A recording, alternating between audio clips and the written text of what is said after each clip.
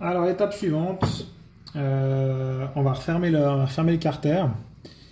Donc là, je suis venu juste présenter le joint pour voir si ça jouait dessus. Il n'y a pas de souci. C'est un kit que j'ai acheté, je vous montrerai tout à l'heure. C'est des kits de révision pour Peugeot.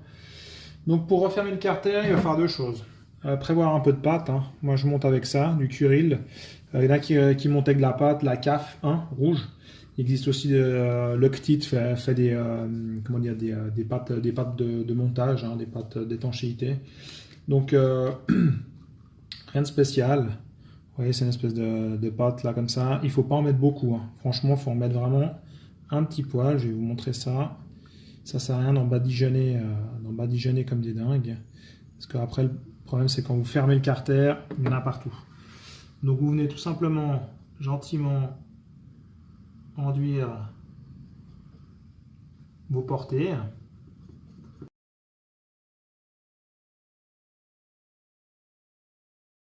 Là. Si vous voyez que vous touchez un peu le vélo, machin, autant essuyer tout de suite. Bah, c'est pas grave dans l'absolu, ça va pas casser le moteur, hein, mais bon, si on travaille proprement, vous reposez le joint dessus, à peu près droit. De toute façon, non, c'est pas mal. Franchement, il est pas mal. On est pas mal centré.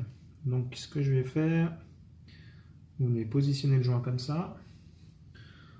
Vous répétez l'opération sur le joint. Comme ça vous évite d'en mettre sur le carter que vous allez chauffer, hein. Comme ça vous évite de vous en mettre partout, parce qu'après vous allez devoir manipuler le carter. Ça vaut pas la peine des fois de vous embêter, autant mettre directement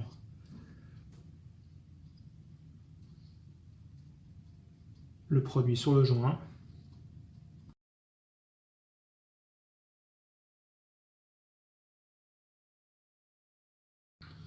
Donc ce que je vais faire, je vais chauffer le carter, l'autre demi-carter, je vais le chauffer, je vais venir le positionner, et ensuite on va repartir vite fait au salon. Je vais serrer ça là-bas. D'accord?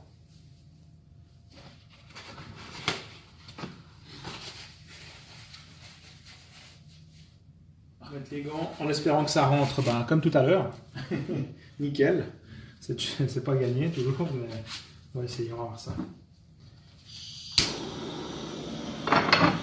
Donc comme avant, vous chauffez le carter autour, hein, autour de la portée du roulement.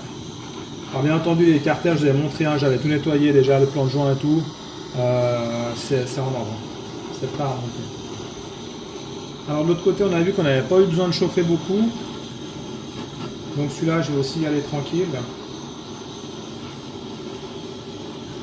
On va voir si ça rentre ou pas.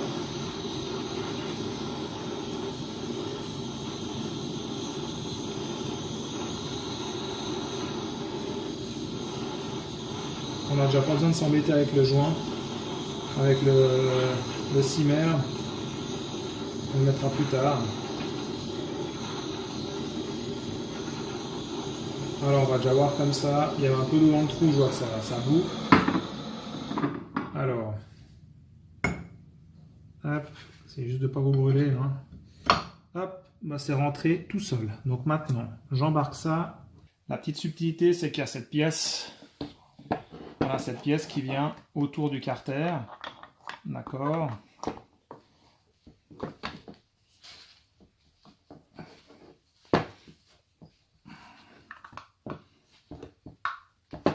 Si elle veut bien se mettre. Par contre, il faut qu'on fasse gaffe aux joints quand même. Là, la pièce elle est dedans. Ça vous permet aussi de contrôler un petit peu l'éclairage du truc. Alors, ensuite, c'est ça que je vous parlais hier. Il ne faut pas oublier de remettre cette pièce-là, hein. Faut pas oublier de remettre cette pièce-là. Alors maintenant, c'est un peu le moment délicat. Vous remettez les vis et vous regardez que le joint il soit à peu près centré. D'accord, pas que ça force, voilà, ça va rentrer tout seul. Faites pareil de l'autre côté. Voilà, des fois le joint il a juste besoin d'un petit peu de se déplacer, donc forcez pas. C'est bon, elle dépasse, ça joue. Ah, alors je vois qu'il y en a déjà plusieurs longueurs différentes, apparemment. Donc, vu qu'il y en a plusieurs longueurs différentes, on va adapter un petit peu. Je pense que celle-ci, voilà, ouais, quoi que non, à peu près pareil.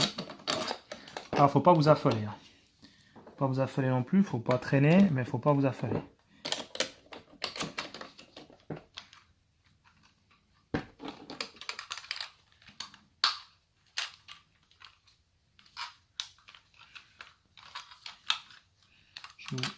Alors, pourquoi ça rentre pas ici?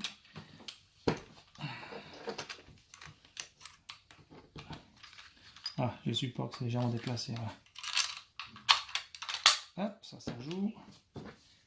Ici. Tac. Ici, c'est la seule qui me chicane un peu. Alors. Ça serait censé. Bon, ça joue. Ça joue. On est pas mal.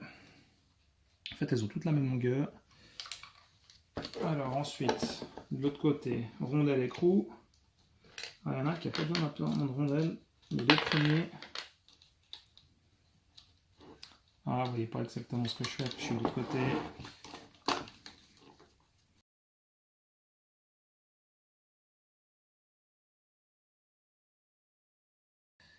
Alors j'ai dû en serrer un ou deux. C'est le plaqué. Celui-ci.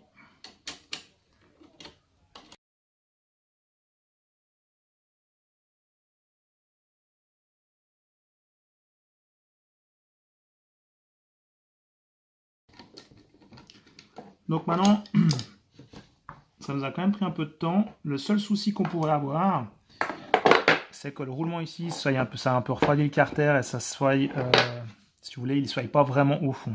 D'ailleurs, il y a de la tension, le vilebrequin il tourne plus là, d'accord? Donc je vais juste vous montrer un tips. Je vais chercher le chalumeau. Vous venez juste réchauffer un tout petit peu le tour du roulement de ce côté-là.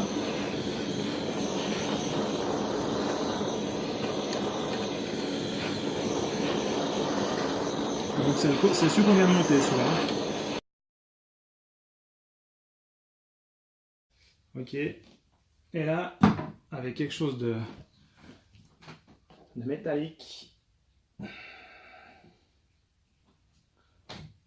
venez taper gentiment, détendre les tensions sur les vis du carter.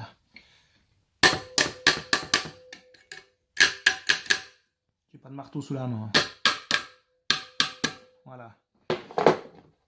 Et là, vous pouvez voir que ça a libéré les tensions. Le roulement, il s'est gentiment mis en place, d'accord? Donc, tapez pas sur le vilebrequin lui-même. Hein. Tapez juste sur les vis. Vous pouvez taper de ce côté aussi. Hein. Faut juste éviter d'abîmer les têtes.